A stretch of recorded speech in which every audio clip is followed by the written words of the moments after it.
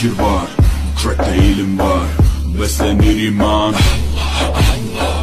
her yer ihtilaf, şer ve istila. Bence bir liman.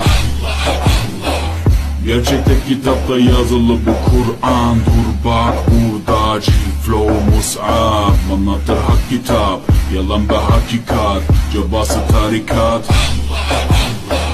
Sana yobaz derler,